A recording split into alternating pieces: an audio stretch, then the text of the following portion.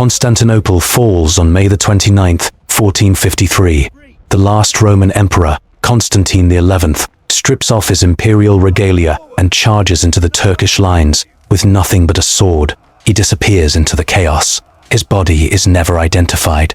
For 3 days, Ottoman soldiers move through the greatest city in Christendom, killing, looting, and destroying. They find the head of John the Baptist in a church and throw it to dogs. They stable their horses in the Hagia Sophia, one of the most magnificent buildings ever constructed. A soldier climbs onto the altar and dances. This isn't the fall of some medieval backwater. This is the end of a state that had survived for over 1,000 years. While Western Europe descended into the Dark Ages, Constantinople had running water, universities, and a bureaucracy so sophisticated it would make modern governments jealous. The Byzantines preserved Greek philosophy, Roman law, and Christian theology. They invented Greek fire, a napalm-like weapon that terrified their enemies. They created art so beautiful that when Russian envoys saw the Hagia Sophia, they reported, "We knew not whether we were in heaven or on earth." And yet, most people know almost nothing about them. We call them Byzantine as an insult, meaning overly complicated or devious. We reduce 11 centuries to a footnote between Rome and the Renaissance. This is one of history's greatest injustices. Before diving into this forgotten empire that shaped our world, if you enjoy learning about the hidden truths of history, consider hitting that like button and subscribing for more content like this. And please comment below to let me know where you're listening from. This is the entire history of the Byzantine Empire, and it's time we stopped pretending it doesn't matter. We need to start by correcting the biggest misconception about Byzantine history. The Byzantines never called themselves Byzantine. They called themselves Romans. When Constantine the 11th charged into those Turkish lines in 1453, he believed he was the legitimate heir to Augustus, Trajan, and Marcus Aurelius. And you know what? He was right. The Byzantine Empire didn't begin when Rome fell in 476 AD. That's a myth created by later historians who wanted a clean break between classical and medieval history. The Eastern Roman Empire was the Roman Empire. It had an unbroken chain of succession stretching back to Constantine the Great in 324 AD, and through him to the ancient Roman Republic. Byzantine emperors spoke Greek instead of Latin, sure, but the official name of their state was literally Romania, the Roman realm. Their citizens were Romaoi, Romans. Their laws were Roman law. Their armies used Roman tactics and organization. The Senate still met in Constantinople, but with diminished power. Here's what actually happened. The Roman Empire had been split into Eastern and Western administrative zones multiple times throughout the 3rd and 4th centuries. It was a practical solution to a massive empire. In 395 AD, when Emperor Theodosius died, he divided the empire between his 2 sons. Honorius got the west, Arcadius got the east. The western half collapsed under barbarian pressure in 476 AD. The eastern half kept going, and going, and going, for another 1,000 years. Imagine if the United States split into East and West America for administrative reasons, and then the Western US collapsed. Would we say the Eastern US was a different country? Would we call it New York Empire and pretend it wasn't America anymore? That's exactly what historians did to Byzantium, so why do we call them Byzantine? Because an asshole named Hieronymus Wolff coined the term in 1557, a full century after the empire fell. He wanted to distinguish the Greek-speaking Christian empire from the Latin-speaking pagan empire of antiquity. But this distinction is bullshit. The Romans had been Christianized since Constantine. Greek had been the empire's eastern lingua franca for centuries. Nothing fundamental changed, except that the western provinces were overrun by Germans. The Byzantines knew this. When Mehmed II finally conquered Constantinople, he declared himself Caesar of Rome, and the Ottoman sultans continued to use this title until 1922. The Byzantines understood they were Romans. Their enemies understood they were Romans. Only modern historians got confused. But here's where it gets complicated. While the Byzantines were legally and politically Roman, they evolved into something different. Their culture became thoroughly Greek. Their religion became thoroughly Orthodox Christian. Their military system became thoroughly medieval. By the end, they looked nothing like the legions of Caesar or the Senate of Cicero. They were Romans who had transformed while keeping the name. It's like how the British monarchy today. It's nothing like the Anglo-Saxon kings of 1000 AD, yet there's an unbroken line of succession connecting them. So what should we call them? Technically, they're the Eastern Roman Empire. Colloquially, they're the Byzantine Empire. For this video, I'll use both terms interchangeably, but remember, they saw themselves as the only legitimate continuation of Rome. Everyone else was a pretender or a barbarian. Now let's talk about how this empire actually began, and why Constantine the Great was both a genius and a gambler. Constantinople wasn't the first capital of the Eastern Roman Empire. That honor goes to Nicomedia, a city in modern Turkey. But Constantine had bigger plans. In 324 AD, he defeated his last rival and became sole emperor of Rome. He was 52 years old, battle-hardened, and convinced he was chosen by God. He'd won his throne by seeing a vision of a cross before a crucial battle, converting to Christianity and crushing his enemies.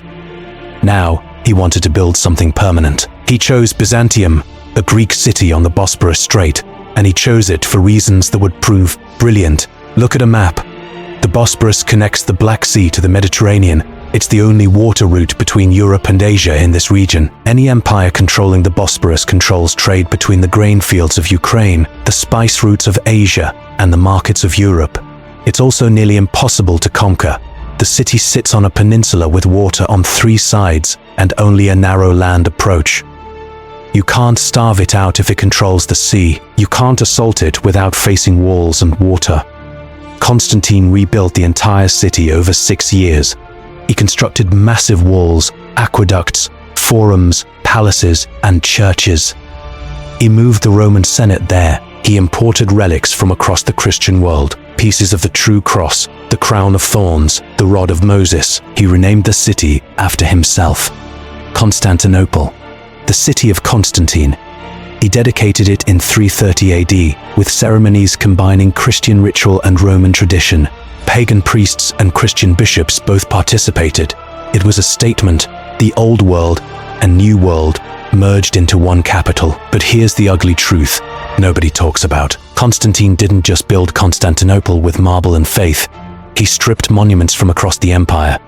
The Hippodrome, Constantinople's massive arena, was filled with stolen Greek and Roman statues. Constantine looted temples, melted down pagan art for its precious metals, and confiscated property from political enemies to fund his construction. It was cultural appropriation on an imperial scale. The most beautiful city in the world was built with theft. Constantine died in 337 AD, and immediately the Roman tradition of civil war kicked in. His 3 sons divided the empire, and then spent years killing each other. Eventually, one of them, Constantius, won and reunified the realm. But the pattern was set. Every imperial succession would be a potential bloodbath. The Byzantine Empire would spend as much energy fighting itself as fighting external enemies. The real architect of the Byzantine state wasn't Constantine. It was Justinian I, and his story reveals everything about how ambition can create and destroy empires simultaneously. Justinian becomes emperor in 527 AD.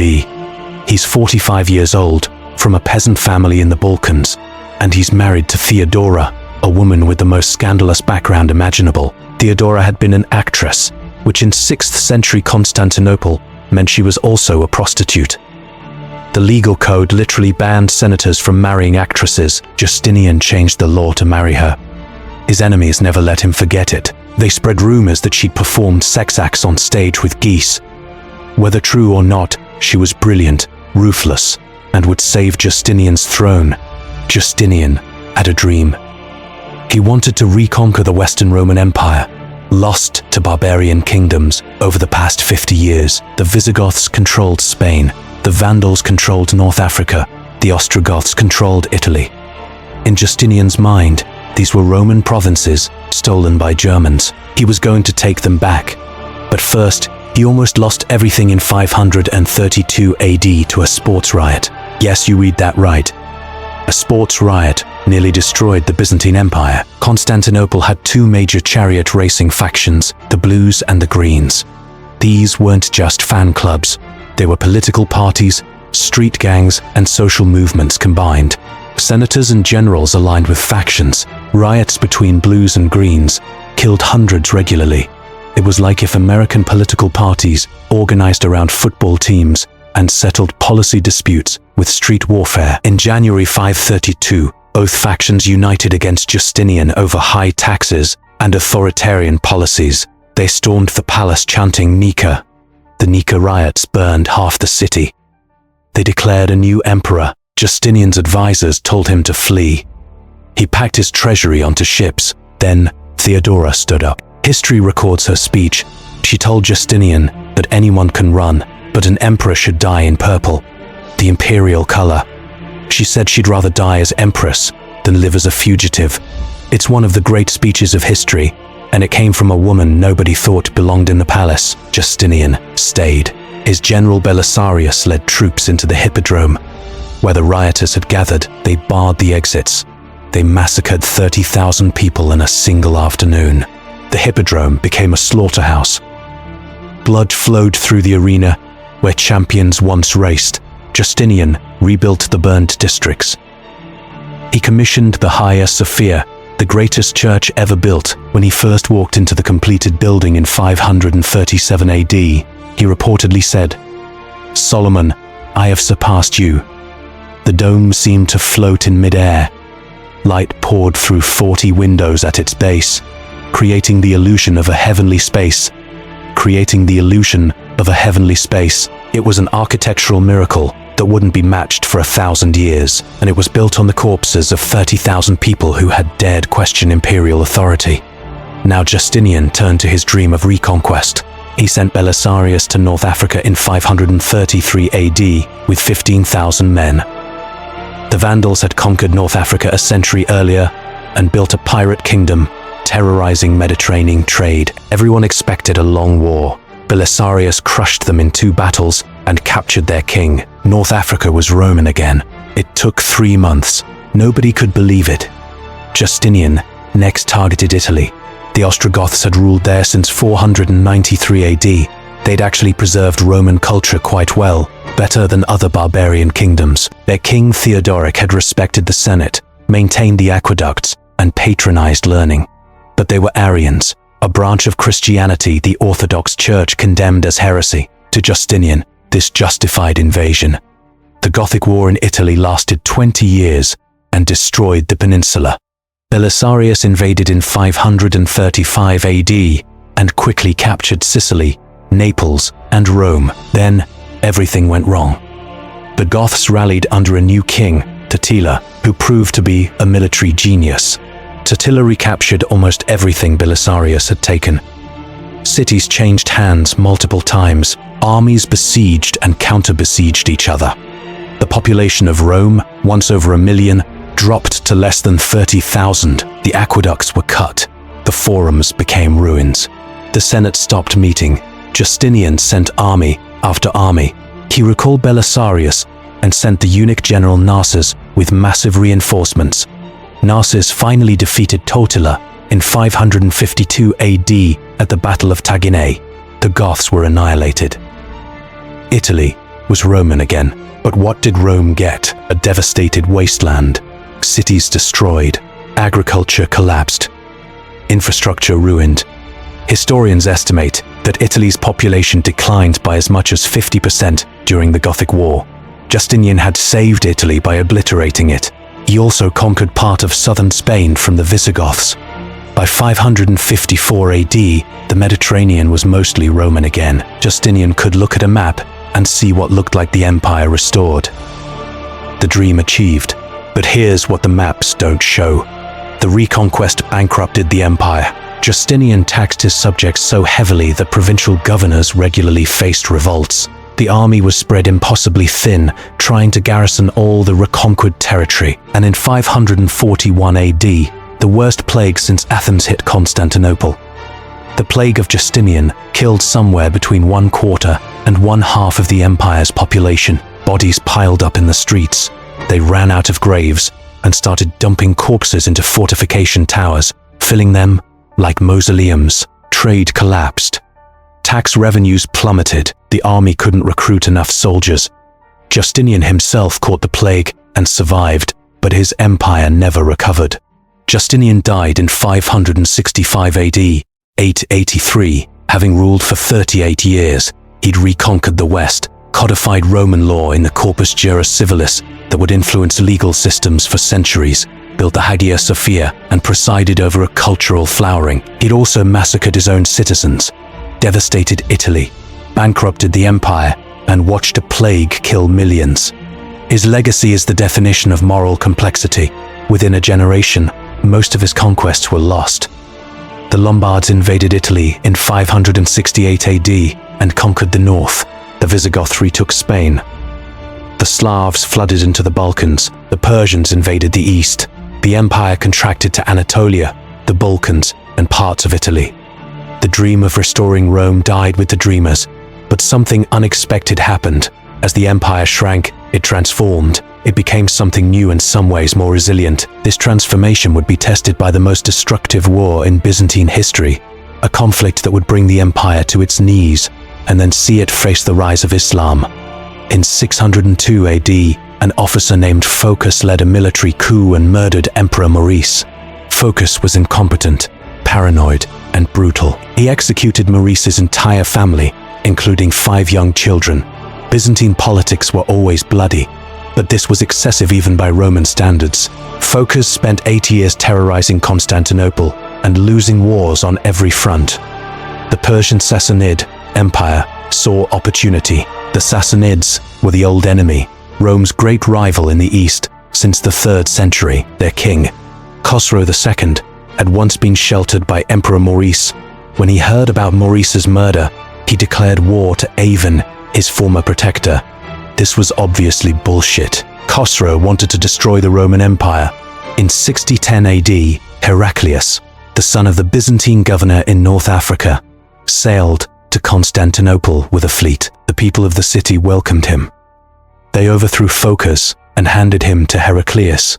Heraclius had Phocas's right arm cut off, then his genitals, then paraded him through the streets before burning him alive. Byzantine imperial justice. Heraclius became emperor and found himself ruling a disaster. The Persians were advancing on every front. They conquered Syria in 613 AD, capturing Damascus and Antioch.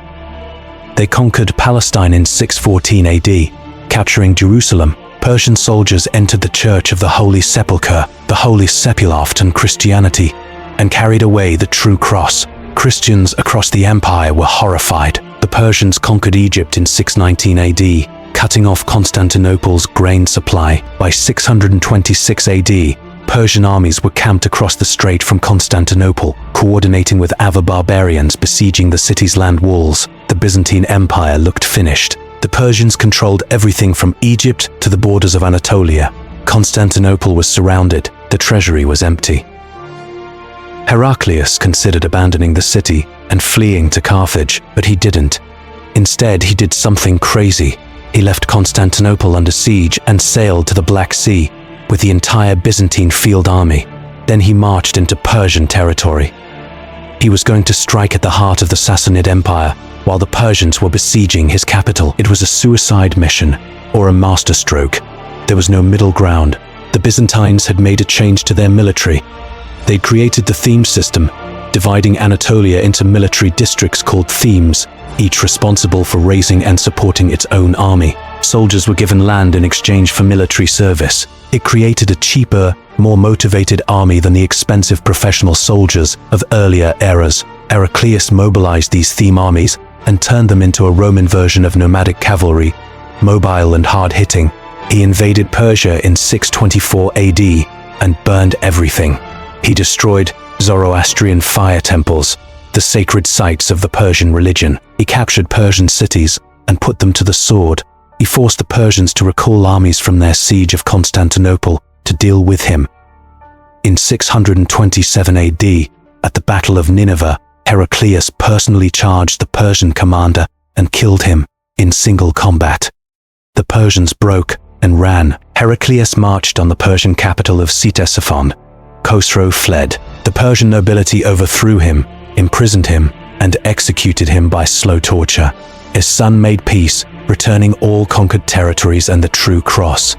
Heraclius marched back to Jerusalem in 2009 AD and personally returned the true cross to the Holy Sepulchre. He entered the city on foot, barefoot, in an act of humility. The crowds went wild. He'd saved Christianity. He'd defeated Persia. He was the greatest emperor since Constantine. The Byzantine Sassanid War of 602-628 AD was one of history's most destructive conflicts. Both empires were devastated, cities destroyed, economies ruined, populations decimated, military forces exhausted. In Persia, the Sassanid state collapsed into civil war. In Byzantium, the empire was bankrupt and its armies bled dry. Both empires had fought each other to a mutual near death. And then, in 632 AD, something happened in Arabia that neither empire expected. Muhammad died in Medina, having united the Arabian Peninsula under Islam. His successors, the Rashidun caliphs, looked north at two exhausted empires and saw opportunity. The Muslim conquests hit like a lightning bolt. In 636 AD, at the Battle of Yarmouk, a Muslim army destroyed the main Byzantine army in Syria. It wasn't even close.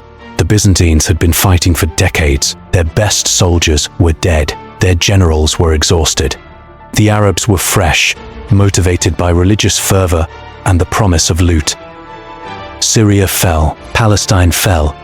In 638 AD, Jerusalem surrendered. In 642 AD, Egypt fell. North Africa followed. By 650 AD, the Byzantine Empire had lost 2/3 of its territory and 3/4 of its tax base. Everything Heraclius had fought for was gone. The great reconquests of Justinian were distant memories. The empire was reduced to Anatolia, parts of the Balkans, and bits of Italy. Constantinople was surrounded by enemies. The Slavs controlled the Balkans. The Arabs controlled the east and south. The Lombards controlled northern Italy. Heraclius died in 641 AD, broken by the loss of his life's work. He defeated Persia only to watch Islam destroy both empires in a decade. The Sassanid Empire collapsed completely by 651 AD. The Byzantine Empire survived, but just barely. And yet, this was when the Byzantines proved their real genius. They didn't collapse. They adapted. The period from 6050 to 8050 AD was the Byzantine Dark Ages, but it was also when they reinvented themselves into a medieval empire that would last another 6 centuries. The Byzantines created a new military system. The theme armies became the core of defense. Instead of expensive professional soldiers, you had farmer soldiers who lived on the land they defended. They couldn't conquer Arabia, but they couldn't Anatolia. The empire became a fortress state, focused on survival rather than expansion. They created a new religious identity. Byzantine Christianity became thoroughly mystical and icon-focused. The Hagia Sophia filled with mosaics and religious art. Monasteries became centers of learning and art. The empire defined itself as the protector of Orthodox Christianity against Islam and against the Latin Catholic Church in the West. They created a new political system. The emperor became an autocrat with absolute power, justified by divine right. The old Roman Senate became ceremonial. The bureaucracy became everything. You ruled through officials, administrators, and eunuchs. Eunuchs were perfect bureaucrats because they couldn't have children and create dynasties. They had no choice but loyalty to the emperor. But this transformation came with costs. In 7226 AD, Emperor Leo III launched iconoclasm, the destruction of religious images. He believed icons were idolatry, forbidden by biblical law. He ordered all religious images destroyed. Soldiers entered churches and smashed mosaics. They whitewashed paintings. They burned icons. The population rioted. The Pope condemned it. Italy rebelled. A religious civil war consumed the empire for over a century. Iconoclasm had complicated motivations. Leo believed it would purify Christianity and make the empire more acceptable to Muslims and Jews. But it was also about power. Icons were controlled by monasteries. Monasteries controlled massive wealth. By destroying icons and seizing monastery property, emperors could refill their treasuries. It was religious reform and economic opportunism combined. The conflict ended in 843 AD when Empress Theodora restored icon veneration. The church celebrates this as the triumph of orthodoxy. But the damage was done. The controversy had split the empire internally and permanently alienated Italy. The papacy would never trust Constantinople again. The ground was laid for the Great Schism between Orthodox and Catholic Christianity in 1054 AD. Through all of this, the Arabs kept attacking. Muslim fleets raided Byzantine coasts. Muslim armies invaded Anatolia almost annually. In 678 AD, Arab fleets besieged Constantinople itself. The Byzantines survived thanks to Greek fire, a liquid incendiary weapon that burned on water. The exact formula was a state secret, lost to history, but it was basically medieval napalm. Byzantine ships sprayed it from bronze tubes, setting enemy fleets ablaze. The Arabs withdrew after losing thousands of men and dozens of ships. They tried again in 718 AD, with the largest force yet assembled against Constantinople. Over 100,000 soldiers and thousands of ships. Emperor Leo III commanded the defense. The siege lasted a year. Greek fire destroyed the Arab fleet. A harsh winter froze the Arab camp. Bulgarian armies attacked the Arabs from behind. By the time the siege ended, most of the Arab army was dead. It was one of history's decisive battles. If Constantinople had fallen, Europe might have been open to Muslim conquest. Instead, the Byzantines held, and Islam's expansion into Europe was checked. But the Arabs conquered everything else. By 750 AD, the Islamic Caliphate stretched from Spain to Central Asia. It was the largest empire the world had ever seen. The Byzantines were a regional power hanging on to Anatolia and parts of the Balkans. They'd gone from a Mediterranean superpower to a besieged fortress state in 1 century. And then, slowly, they started to come back. This is where Byzantine history gets really interesting, because the empire's greatest victories came after its greatest disasters. In 8067 AD, Basil I seized the throne by murdering Emperor Michael III, his patron and friend. Basil was illiterate, brutal, and from a peasant background. He was also one of the most capable emperors in Byzantine history. He founded the Macedonian dynasty, which would rule for nearly 2 centuries and preside over the Byzantine Golden Age. The Islamic Caliphate had fractured into competing dynasties. The Abbasids controlled the East, the Fatimids controlled Egypt, the Umayyads controlled Spain. Local emirates ruled Syria and other regions independently. The Muslim world was divided. The Byzantines could finally stop defending and start attacking.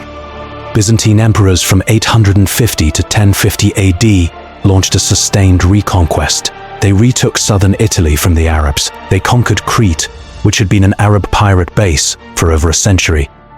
They pushed into Syria, recapturing Antioch in 969 AD. They smashed Bulgarian kingdoms in the Balkans. Under Emperor Basil II, the Bulgar Slayer, the Byzantines reached their medieval peak. Basil II became emperor in 1976 AD. As a teenager, his early reign was chaos, with rebellions and defeats, but he grew into a military genius. He spent decades campaigning, personally leading his armies, sleeping in tents with his soldiers. He reconquered most of the Balkans from the Bulgarians in a brutal war that lasted from 1001 to 1018 AD. The defining moment came at the Battle of Kleidion in 1014 AD. Basil crushed the Bulgarian army and captured 15,000 prisoners. He divided them into groups of 100. 99 had both eyes put out. The 100th had one eye put out so he could lead the others home. He sent all 15,000 blinded soldiers back to the Bulgarian king. When the king saw his army, he died of shock. It was a war crime. It was psychological warfare designed to break Bulgarian resistance. It worked. Bulgaria surrendered in 1018 AD and was absorbed into the empire. Basil had earned his nickname, the Bulgar Slayer.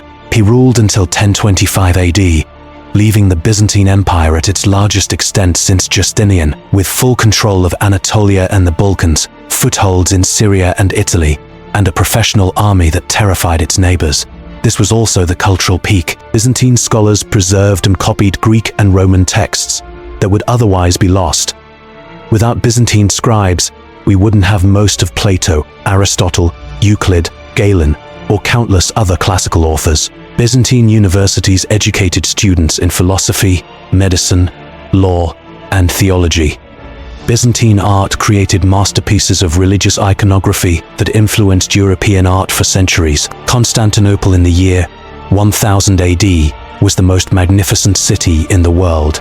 It had 400,000 inhabitants when London had 20,000. It had running water, sewage systems, hospitals, universities and libraries. The imperial palace complex was massive, filled with mechanical wonders like golden trees with singing, mechanical birds. Arab travelers called it the city of the world's desire. It was a glimpse of classical civilization surviving into the medieval world. But this golden age contained the seeds of decline. Basil II never married or had children. When he died in 1025, the throne passed to his brother, and then to his niece's husbands. The Macedonian dynasty weakened. Emperors became puppets of aristocratic families. The military themes were neglected as emperors relied more on mercenaries. The professional army that Basil had built declined. And then, in 1071 AD, disaster struck in the form of the Battle of Manzikert, possibly the most consequential Byzantine defeat in history. The Seljuk Turks had burst out of Central Asia in the 11th century, conquering the Eastern Islamic world and establishing themselves in Persia and Mesopotamia. They were fierce warriors, horse archers, and devout Muslims. They raided Byzantine Anatolia constantly. Emperor Romanos IV decided to crush them once and for all. He gathered the largest Byzantine army in decades, perhaps 40,000 men. He marched into Armenia to confront the Seljuk Sultan, Alp Arslan, but Romanos made mistakes. He divided his forces, he ignored intelligence reports, he relied too heavily on mercenaries who had no loyalty to the empire. On August 26, 1071, at Manzikert, the Seljuk Turks destroyed the Byzantine army. They captured Emperor Romanos himself, the first emperor captured in battle since Valerian in 260 AD. Alp Arslan treated Romanos with respect, negotiated a ransom, and released him. But when Romanos returned to Constantinople, he found himself overthrown. His enemies captured him, gouged out his eyes, and exiled him. He died from infection shortly after. The emperor who had tried to save the empire was betrayed and destroyed by his own people. Manzikert didn't look like a terminal disaster. The Byzantines had lost armies before, but this was different. The loss revealed how weakened the empire had become. Anatolia, the empire's heartland, was now vulnerable. Turkish tribes flooded in, not as conquerors but as migrants. They settled across Anatolia, converting it from Christian to Muslim over the next century. The Byzantine tax base collapsed, the theme armies disintegrated. By 1080 AD, the empire was in free fall. Civil wars consumed the state. The Normans conquered the last Byzantine holdings in southern Italy. The Turks controlled most of Anatolia. The Balkans were in rebellion. Constantinople itself was threatened. In 1081 AD, Alexosius Komnenos seized the throne and found himself ruling ruins. The treasury was empty. The army was a joke. The empire's territory had shrunk to parts of Anatolia, parts of the Balkans, and Constantinople itself. Alexios spent years stabilizing the situation through diplomacy, bribery, and limited military campaigns. He was a survivor, not a conqueror. Then, in 1095 AD, he sent ambassadors to Pope Urban II, asking for military aid against the Turks. Urban responded by launching the First Crusade. Alexios wanted a few thousand mercenaries. What he got was 40,000 European knights and soldiers marching to Constantinople in 1096 AD, claiming they were going to liberate Jerusalem. The Byzantines saw the Crusaders as dangerous barbarians who knew nothing about fighting the Turks and would probably get massacred. The Crusaders saw the Byzantines as effete Greeks who had lost the Holy Land through cowardice. Neither side trusted the other. Alexios managed to extract oaths from Crusader leaders before shipping them into Anatolia, but the relationship was toxic from the start. The Crusaders did reconquer parts of Anatolia, which the Byzantines quickly reclaimed. They also conquered Antioch and Jerusalem, creating Crusader states. There were supposed to be Byzantine vassals but acted independently. The Byzantines spent the next century trying to manage crusader states that alternated between ally and enemy. The worst came in 1204 AD with the Fourth Crusade. This crusade never reached the Holy Land. Instead, Venetian merchants who were financing the crusade diverted it to Constantinople to settle commercial and political disputes. On April 13, 1204, Crusader armies stormed Constantinople. They spent 3 days sacking the richest city in Christendom. It was one of history's greatest cultural catastrophes. Crusaders smashed priceless art. They melted down golden relics for bullion. They stabled horses in the Hagia Sophia. They burned libraries. A drunken prostitute sat on the patriarch's throne in the Hagia Sophia and sang bawdy songs. They raped women, killed civilians, and looted everything of value. The Fourth Crusade destroyed more Roman and Greek art than all the barbarian invasions combined. The Crusaders carved up the Byzantine Empire. They created a Latin Empire in Constantinople. Venice took strategic islands and ports. Byzantine nobles fled and established successor states in Nicaea, Trebizond, and Epirus. The Byzantine Empire, which had survived barbarians, Persians, Arabs, and Turks, was destroyed by fellow Christians.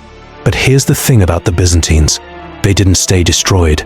The Empire of Nicaea, led by capable emperors, gradually reconquered Byzantine territory. In 1261 AD, Emperor Michael VIII bribed guards to open Constantinople's gates. Byzantine forces retook the city almost without fighting. The Latin Empire collapsed. The Byzantines were back in Constantinople after 57 years, but it was a hollow victory. The empire Michael VIII restored was a shadow of what had been lost. Constantinople had been looted of its treasures. Its population had plummeted. The empire's territory was maybe 1/10 of what it had been before 1204 AD. Anatolia was mostly Turkish. The Balkans were divided between Byzantines, Serbs, and Bulgarians. The restored Byzantine Empire from 1261 to 1453 was a slow decline punctuated by brilliant defensive campaigns and desperate diplomacy. Emperors played Turks against Serbs, Venetians against Genoese, and whoever else they could find. They were masters of survival, but they were dying. The Ottomans emerged as the dominant Turkish power in the 14th century, founded by Osman I around 1299 AD. The Ottoman state expanded across Anatolia and into the Balkans. By 1350 AD, they controlled more territory than the Byzantines. By 1400 AD, they surrounded Constantinople on all sides. Byzantine emperors became tributaries to the Ottoman Sultan. They paid tribute, provided troops, and essentially acknowledged Ottoman overlordship while maintaining nominal independence. It was humiliating, but it was survival. Constantinople was now just a city-state with delusions of empire. In 1453 AD, Sultan Mehmed II decided to end it. He was 21 years old and obsessed with conquering Constantinople. He built the largest cannons ever made, massive bronze monsters that fired stone balls weighing over half a ton. He gathered an army of 80,000 men. He brought a fleet of over 100 ships. He was going to succeed where Arabs and Turks had failed for 8 centuries. Emperor Constantine the 11th had maybe 7,000 defenders, a mix of Byzantine soldiers, Italian mercenaries, and civilian volunteers. The walls of Constantinople were the strongest fortifications in the world, built by Emperor Theodosius II in the 5th century and never breached in 1,000 years. But they were designed to withstand siege towers and battering rams, not gunpowder artillery. The siege began on April 6, 1453. Mehmed's cannons pounded the walls day and night. The Great Theodosian walls, which had stood for a millennium, began to crack. Defenders rebuilt breaches at night. The Ottomans assaulted over and over. Each assault was thrown back. Greek fire, the weapon that had saved the city in 674 and 17 AD, was gone. The formula had been lost centuries earlier. The defenders had swords, arrows, and determination. The siege lasted 53 days. The population knew they were doomed but fought anyway. Women carried stones to rebuild walls. Children ran messages. Priests held services in the Hagia Sophia, praying for a miracle. Constantine the 11th led from the front, fighting beside common soldiers. On May 29th, Mehmed launched a final assault before dawn. Ottoman soldiers climbed walls, fought hand-to-hand on the ramparts, and finally broke through. Constantine threw off his imperial regalia so he wouldn't be recognized and led a last charge into the Turkish lines. He was killed in the fighting. His body was never positively identified. Turkish soldiers poured into Constantinople. They'd been promised 3 days of looting. They took it. They killed anyone who resisted. They enslaved thousands. They entered the Hagia Sophia, where people had gathered for protection. They dragged them out and divided them like livestock. A soldier climbed onto the altar and danced. They converted the Hagia Sophia into a mosque. Mehmed entered the city on horseback. He rode to the Hagia Sophia and dismounted. He picked up a handful of dust and poured it over his head in a gesture of humility before God. Then he claimed the title Caesar of Rome. The Ottoman sultans would use this title until the empire's fall in 1922. In their eyes, they hadn't destroyed the Roman Empire. They'd conquered it and continued it. And in a weird way, they had. The Ottoman Empire adopted Byzantine administrative systems, court ceremonies, and even some cultural elements. The Patriarch of Constantinople, the head of the Orthodox Church, was allowed to continue functioning under Ottoman rule. Byzantine nobles who converted to Islam and entered Ottoman service. The Ottomans weren't barbarians destroying civilization. They were a new dynasty taking over an ancient throne. But it was the end. On May 29th, 1453, the last connection to the ancient Roman Republic finally broke. 1123 years after Constantine founded Constantinople, 1,480 years after Augustus became the first Roman emperor, 2,206 years after the Roman Republic was founded in 509 BC, it was over. This is why we don't make clean movies about Byzantine history. There's no happy ending, no ultimate victory, just 1,000 years of survival against impossible odds, followed by a slow decline and final conquest. The Byzantines saved Western civilization by preserving it while Western Europe descended into the Dark Ages. They protected Christianity's eastern frontier against Islam for 7 centuries. They saved Greek philosophy and literature for the Renaissance. They created art of staggering beauty. They built a state so sophisticated that it makes modern governments look primitive. And they also massacred their own people when expedient. They blinded enemies. They employed eunuchs and assassins. They destroyed each other in civil wars. They were treacherous, paranoid, and brutal. They combined Roman political ruthlessness with Greek cultural sophistication, with Christian religious fervor, into something unique in history. The Byzantines matter. They're not a footnote between Rome and the Renaissance. They're a civilization that shaped the modern world. When we talk about separation of church and state, we're reacting to the Byzantine model, where the emperor controlled the church. When we talk about autocracy versus democracy, we're discussing political systems the Byzantines perfected. When we look at Orthodox Christianity, we're seeing Byzantine theology. When we admire Renaissance art, we're seeing techniques Byzantine artists developed. When we study law, we're using frameworks from Justinian's legal codes.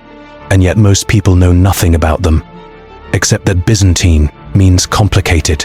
We've reduced 11 centuries to an adjective. We've forgotten that the last Roman emperor died with a sword in his hand on May 29th, 1453, fighting to defend civilization against what he saw as barbarism. We've forgotten that Byzantine soldiers held walls against impossible odds, that Byzantine scholars preserved knowledge when Western Europe was burning books, that Byzantine emperors created a state that lasted longer than any modern nation has existed. But before we get to that final fall, we need to understand how the empire actually functioned during its centuries of survival, because the Byzantine state was unlike anything that came before or after. It was a machine designed for one purpose, survival, and every part of that machine tells us something about human civilization under pressure. The Byzantine bureaucracy was legendary. While Western Europe descended into feudal chaos, where local lords held all real power, the Byzantines maintained a centralized administrative state that would make modern governments jealous. The empire was divided into themes, military administrative districts run by strategoi, generals who commanded troops and collected taxes, Under them were layers of officials, tax collectors, judges, and scribes. Everything was documented. Everything was regulated. Everything flowed through Constantinople. The emperor sat at the top of this pyramid with absolute power, justified by divine right. Byzantine political theory held that the emperor was chosen by God to rule as God's representative on earth. This wasn't just propaganda, it was fundamental to how the system worked. When an emperor was overthrown, the new emperor needed to justify his rule by claiming God had withdrawn favor from the old emperor. Civil wars were therefore theological debates settled by violence. The imperial court was a world unto itself. The palace complex in Constantinople covered dozens of acres. It contained throne rooms, private quarters, churches, gardens, libraries, arsenals, and workshops. The court employed thousands of people: eunuchs, guards, priests, servants, artists, and bureaucrats. Court ceremonial was elaborate to the point of absurdity. Everything from how you approached the emperor to what you wore to how you bowed was regulated by detailed protocol.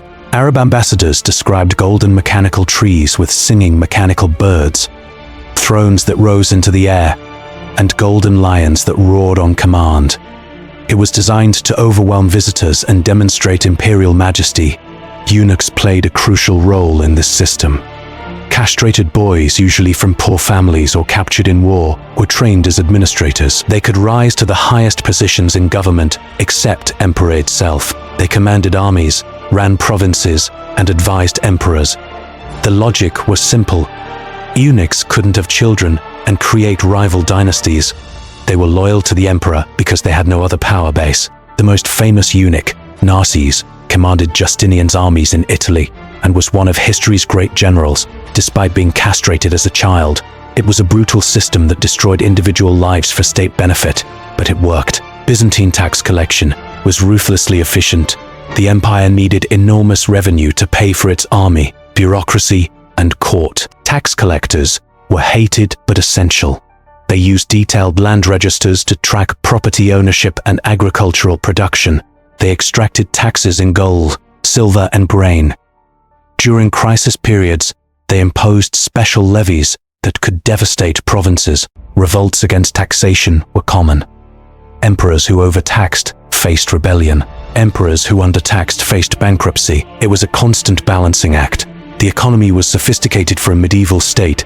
Constantinople was a trading hub connecting Europe, Asia, and Africa. The city had guilds regulating every profession: silversmiths, bakers, perfumers, silk merchants. The government controlled key industries. Silk production was a state monopoly. For centuries after Byzantine monks smuggled silkworms out of China in hollow staffs in the 6th century. The gold salutus, the Byzantine coin, was the dollar of the medieval world, stable and accepted everywhere. Trade routes stretched from Britain to India. Arab merchants brought spices and gems to Byzantine markets. Byzantine merchants sold textiles and luxury goods throughout the known world. But this economic power masked growing problems. The empire's wealth was increasingly concentrated in the hands of a few aristocratic families who owned massive estates. Small farmers, the backbone of the theme system, were squeezed out by debt and sold their land to the wealthy. Emperors tried to protect small farmers through legislation, knowing they needed them for the army. But economic forces were stronger than imperial decrees. By the 11th century, a small number of families controlled huge portions of the empire's wealth and military power. This created a conflict between the military aristocracy, who wanted autonomy and low taxes, and the bureaucratic aristocracy of Constantinople, who wanted centralized control and high taxes. Civil wars between these factions weakened the state at critical moments. Religion was the other fundamental element of Byzantine civilization, and it was more complicated than just they were Christian. Byzantine Christianity developed its own character, distinct from Western Catholicism and quite different from early Christianity. Icons, religious images of Christ, the Virgin Mary, and saints became central to worship. Monasteries proliferated across the empire. Monks became a powerful social force, providing charity, education, and spiritual guidance. They also accumulated enormous wealth through donations. The relationship between church and state was unique. The Byzantine emperor controlled the church in a system called Caesaropapism. The emperor appointed the Patriarch of Constantinople, convened church councils, and enforced religious doctrine. The church blessed the emperor's rule but had no independent political power. This was totally different from Western Europe, where the Pope in Rome claimed authority over kings and fought centuries of conflicts defending that authority. In Byzantium, the church was an arm of the state, but religion also tore the empire apart repeatedly. The iconoclast controversy of the 8th and 9th centuries we already covered. But there were other theological disputes that seem insane to modern minds, yet caused decades of violence. In the 5th century, the Monophysite controversy split Christians over whether Christ had one nature or two.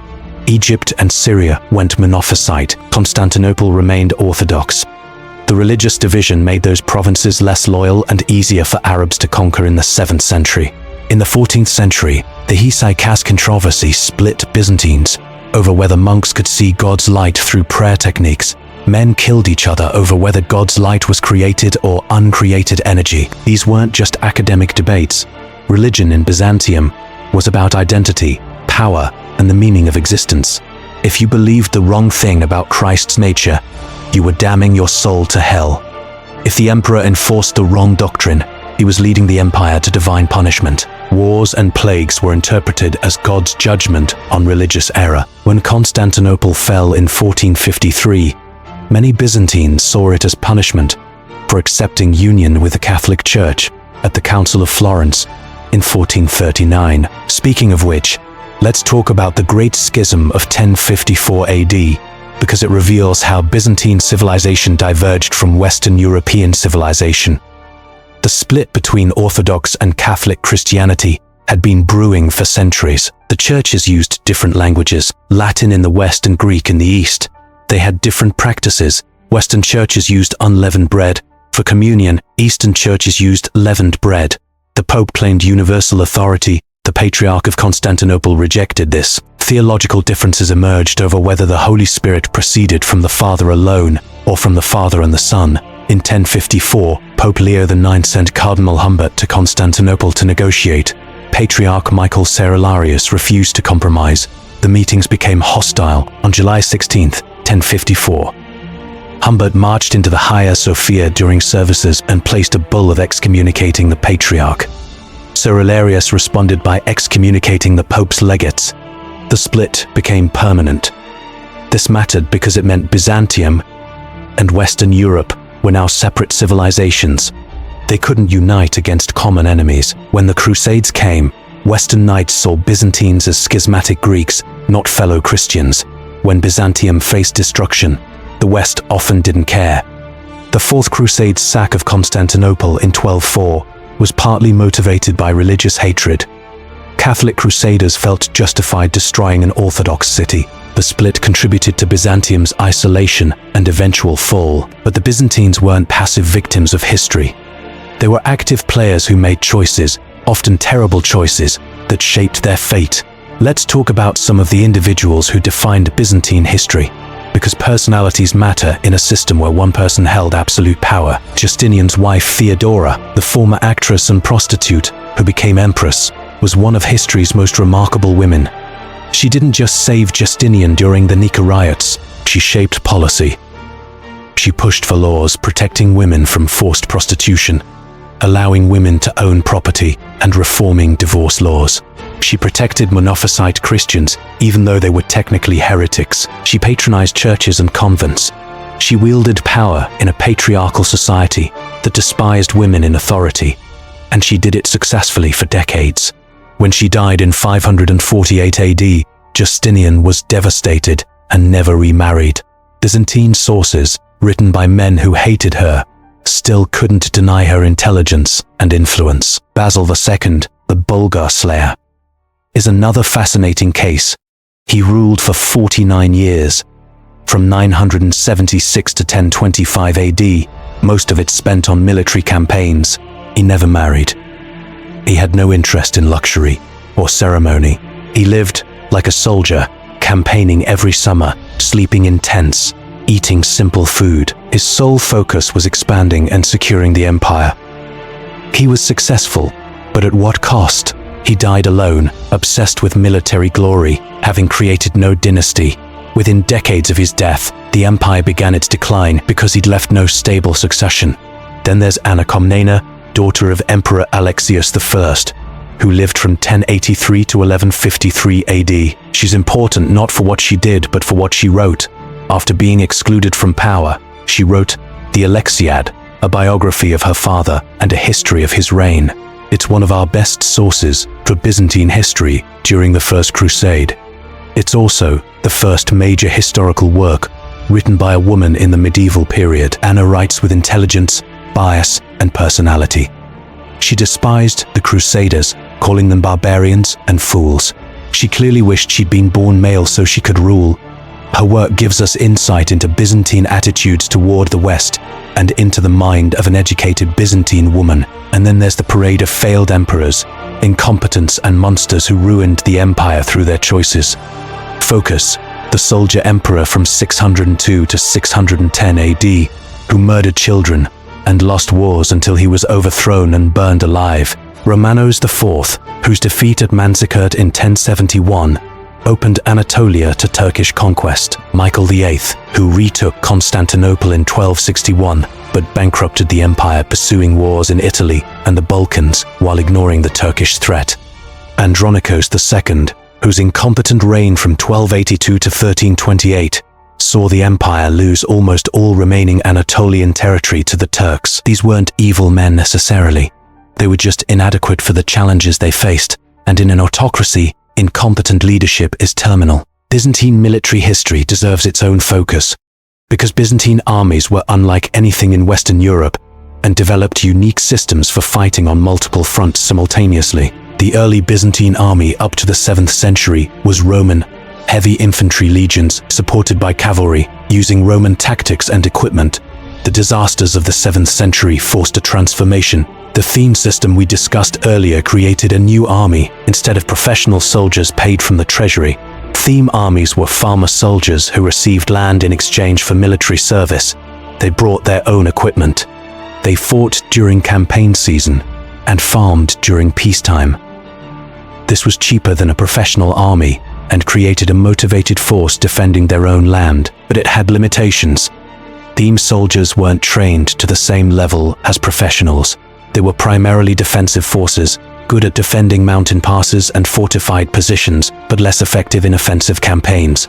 For offensive operations, emperors created the tagmata, professional regiments stationed near Constantinople. These elite units formed the core of campaign armies, supplemented by theme soldiers. The Byzantines also employed massive numbers of mercenaries. Vikings from Russia served in the Varangian Guard, the emperor's personal bodyguard. Turks served as horse archers. Arabs, Franks, Slavs, whoever would fight for pay. By the later empire, the Byzantine army was majority mercenaries, which created loyalty problems and financial strain. Byzantine military doctrine emphasized intelligence gathering, diplomacy, and avoiding battle unless necessary. The empire couldn't afford to lose armies, so Byzantine generals were trained to use terrain, fortifications, and psychological warfare. Byzantine agents operated across the Muslim world, gathering intelligence on enemy movements. Byzantine diplomats played enemies against each other. When forced to battle, Byzantines used combined arms tactics, infantry forming a defensive line, while cavalry struck flanks and rear. Horse archers harassed enemies from range. The key was discipline and coordination. But the Byzantines' greatest weapon was their defensive infrastructure. Constantinople's walls were masterpieces of military engineering. The Theodosian walls, built in the 5th century, consisted of 3 lines of fortifications: a moat, an outer wall, a middle terrace with towers, and the main inner wall 60 feet high and 15 feet thick. The walls ran for 4 miles across the landward approach to Constantinople. They'd never been breached by assault in 800 years, until 1453. Similar fortified cities existed throughout the empire. Antioch, Thessalonica, Nicaea, all had massive walls. The empire was a network of fortified strongpoints that could withstand sieges indefinitely if supplied. Naval power was equally important. Constantinople controlled the Bosporus, the only sea route between the Mediterranean and Black Sea. Byzantine fleets dominated the Mediterranean for centuries using Roman warships, galleys equipped with Greek fire projectors and rams. Naval tactics emphasized mobility and fire. Byzantine ships would sail close to enemy vessels, spray them with Greek fire, and watch them burn. The formula for Greek fire was a closely guarded state, secret. We still don't know exactly what it contained. Theories include naphtha, quicklime, sulfur, and saltpeter. Whatever it was, it terrified enemies and gave Byzantine's naval supremacy for centuries. But military excellence couldn't compensate for strategic overextension and internal decay.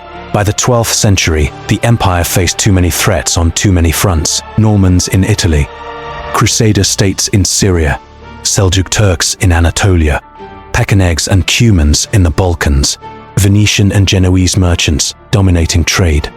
The empire was squeezed from every direction. The Komnenian dynasty, ruling from 1081 to 1185 AD, managed this crisis through brilliant diplomacy and limited military success. Alexios I played Crusaders, Turks, and Normans against each other. His son John II reconquered parts of Anatolia and forced Crusader states to acknowledge Byzantine suzerainty. His grandson Manuel I tried to revive imperial greatness through aggressive military campaigns, but Manuel's defeat at the Battle of Myriokephalon in 1176 AD, where the Seljuk Turks destroyed a Byzantine army in an ambush, ended any hope of reconquering Anatolia. After Manuel died in 1180, the empire collapsed into civil war. The Angelus dynasty that followed was catastrophically incompetent. Emperor Andronicus I attempted reforms through terror, executing aristocrats and bureaucrats he saw as corrupt. He was overthrown and lynched by a mob in 1185. His successor, Isaac II, was weak and ineffective. In 1195, Isaac was overthrown by his brother Alexios III, who was even more incompetent. These civil wars and incompetent rulers set the stage for the Fourth Crusade's sack of Constantinople in 1204, the 57 years of Latin rule, 1204 to 1261. Fragmented Byzantine civilization. The Crusaders couldn't hold what they'd stolen. Their Latin empire was weak, unpopular, and constantly at war with Byzantine successor states. The Empire of Nicaea, the Empire of Trebizond, and the Despotate of Epirus all claimed to be the legitimate continuation of Byzantium. They fought each other as much as the Latins. But Nicaea, led by the capable Lascaris dynasty, gradually became dominant. Theodore II Lascaris, emperor from 1254 to 1258, was a scholar and soldier who stabilized Nicaea and prepared for reconquest. But he died young at 36, leaving an 8-year-old heir. Michael Palaiologos, a general, seized power as regent and then as emperor. Michael VIII Palaiologos, as he became known, retook Constantinople in 1261 through cunning rather than force. He sent troops commanded by his general Alexios Strategopoulos to probe Latin defenses. They found the city lightly defended because the Latin emperor was campaigning elsewhere. They bribed guards to open a gate and walked in. The Latin Empire collapsed almost without fighting, but Michael VIII inherited a shadow of the former empire. The population of Constantinople had declined from perhaps 400,000 before 1204 to maybe 50,000 in 1261. Neighborhoods were abandoned ruins. Churches were damaged or destroyed. The imperial palace complex was a wreck. The economy was dominated by Venetian and Genoese merchants who paid no taxes and controlled trade. The empire's territory consisted of northwestern Anatolia, Thrace, some Aegean islands, and parts of Greece. That's it. Michael spent his reign trying to protect this tiny realm through diplomacy. He allied with Genoa against Venice, granting them extensive trading privileges. He negotiated with the papacy, even agreeing to church union at the Council of Lyons in 1274 to prevent another crusade. This made him hated by his own people who saw union with Rome as betrayal. He fought wars in the Balkans against Serbia and in Greece against Latin holdouts. He ignored Anatolia, where Turkish beyliks, small emirates, were conquering the last Byzantine territories. Michael's son Andronicos II, ruling from 1282 to 1328, faced the consequences of his father's policies. The empire was broke. The army was tiny and made up mostly of mercenaries. The navy was disbanded to save money, a catastrophic decision that allowed Turkish pirates to raid with impunity. Andronikos tried to defend Anatolia by hiring the Catalan company, Spanish mercenaries who had been fighting in Sicily. The Catalans quickly turned on the Byzantines, ravaging Thrace and Greece for years before moving on. By 1330, the empire had lost almost all Anatolian territory. Byzantine Asia was gone. The final century of Byzantine history, 1350 to 1453, is a slow-motion collapse interrupted by moments of desperate resistance. The empire contracted to Constantinople, Thessalonica, some Aegean islands, and parts of Greece. The population of Constantinople fell to perhaps 40,000. Serbian and Bulgarian empires dominated the Balkans.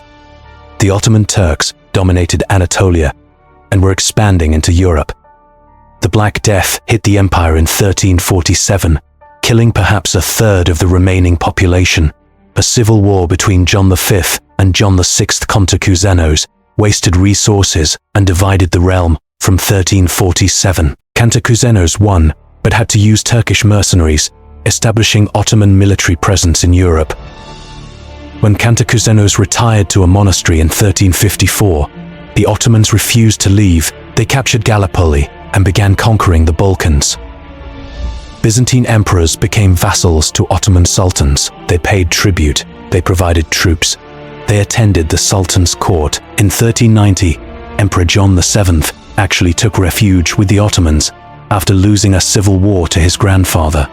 In 1391, Emperor Manuel II campaigned with the Ottomans in Anatolia as a Turkish vassal. It was humiliating, but it bought time. Manuel II, ruling from 1391 to 1425, traveled to Western Europe seeking aid. He visited Venice, France, and England. He met kings and popes. He pleaded for a crusade to save Constantinople. He returned with promises but little concrete help. The West was divided by the 100 Years' War and didn't care about a Greek city 1,000 miles away. Manuel did manage to exploit Ottoman civil war after Sultan Bayezid was captured by Tamerlane in 1402. The Ottoman succession crisis gave the Byzantines a generation of breathing room, but by 1450, it was clear the end was coming. The Ottomans under Murad II and then Mehmed II had reunified and grown stronger than ever. Constantinople was isolated, surrounded, and indefensible, except for its walls. Young Mehmed became sultan in 1451 and immediately began preparations to conquer the city. He built a fortress on the Bosporus to control shipping. He assembled the largest army and siege train ever brought against Constantinople. Everyone knew what was coming. Constantine XI became emperor in 1449. He was 44 years old, a capable soldier who had spent his life fighting in Greece. He knew Constantinople was doomed, but refused to surrender. When Mehmed offered to let him rule Greece as an Ottoman vassal if he surrendered the city, Constantine refused. When his advisors suggested fleeing to Italy or Greece, he refused. He wrote to the West pleading for aid and got almost nothing. A few hundred Italian soldiers arrived.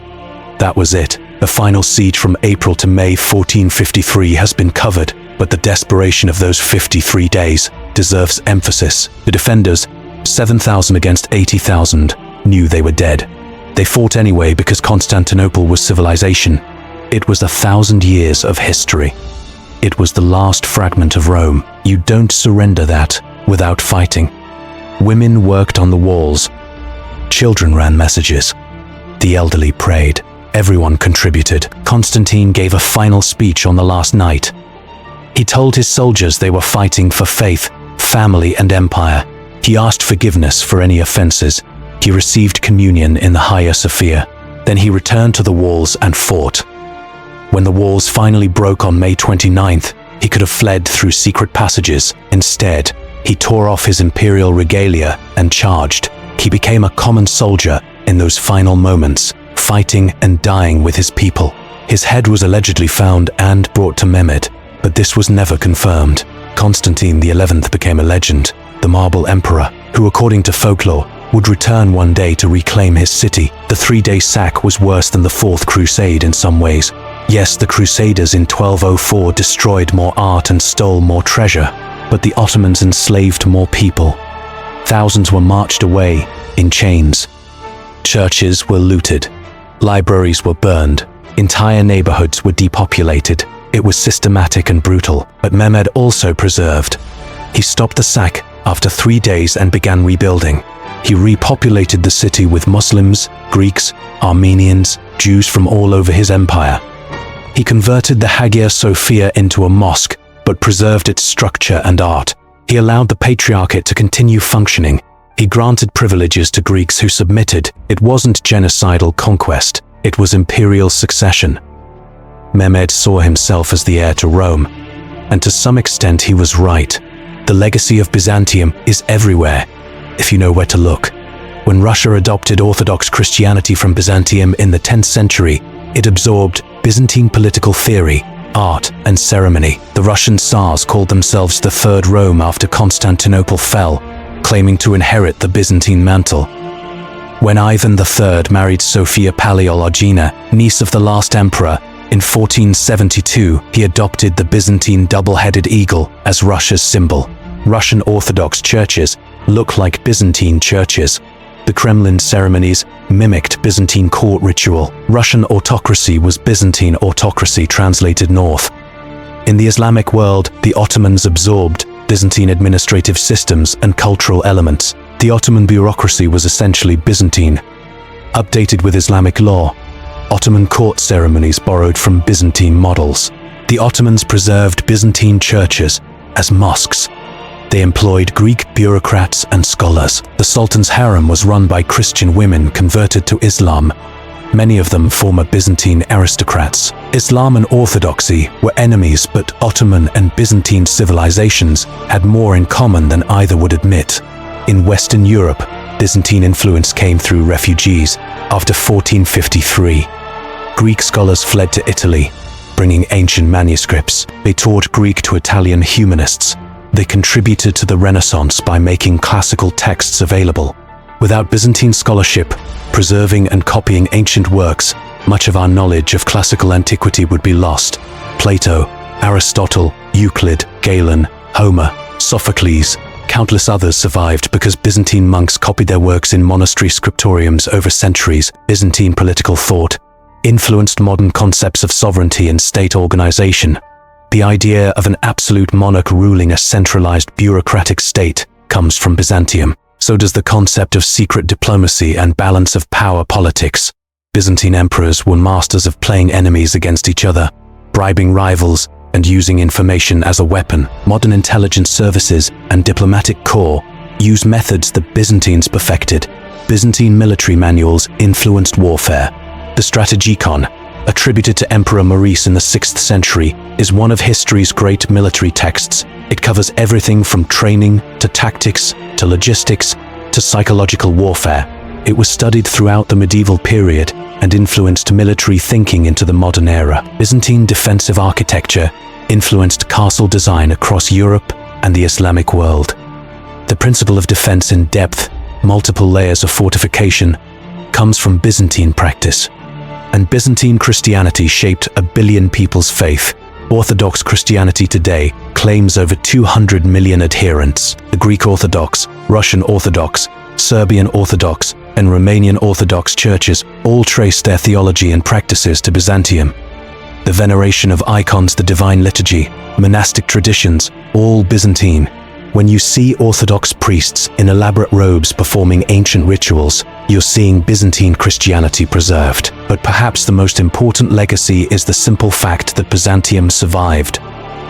For 1,000 years after Western Rome fell, the Byzantines proved that civilization could endure barbarian invasions, plague, civil war, religious conflict, economic collapse, and military defeat. They adapted, they changed, they absorbed enemies and transformed losses into defensive victories. They should have collapsed in the 7th century when Islam exploded out of Arabia. They should have collapsed in the 11th century after Manzikert. They should have collapsed in 1204 when Crusaders sacked Constantinople. But they kept going, again and again, proving human resilience and adaptability. The Byzantine Empire fell because empires always fall. They get old. They make mistakes. They face new enemies with new weapons. They grow corrupt. They lose the will to fight. They become victims of their own success. But for over 1,000 years, the Byzantines showed that civilization doesn't have to die just because barbarians are at the gate. You can adapt. You can survive. You can reinvent yourself while keeping your identity. You can lose everything and claw it back. Constantine the 11th knew he was going to die on those walls. He knew Constantinople would fall. He knew the empire was finished. And he charged into the Turkish lines anyway, because that's what Romans did. They fought, even when victory was impossible, even when the cause was lost. Because the idea of Rome was worth dying for. That's the entire history of the Byzantine Empire. 1,000 years of fighting the inevitable. 1,000 years of snatching survival from the jaws of death. 1,000 years of combining brutality and beauty, faith and treachery, glory and shame into one of history's most remarkable civilizations. And on May 29th, 1453, it ended. The last Roman died. The gates fell. The empire that had outlasted everything finally fell to cannons and time. Soldiers danced on altars in the Hagia Sophia. Dogs ate the head of John the Baptist. The greatest city in Christendom burned. This is why the Byzantines matter, not because they won, but because they survived longer than anyone thought possible. And when they finally lost, they lost fighting. That's more than most empires can say.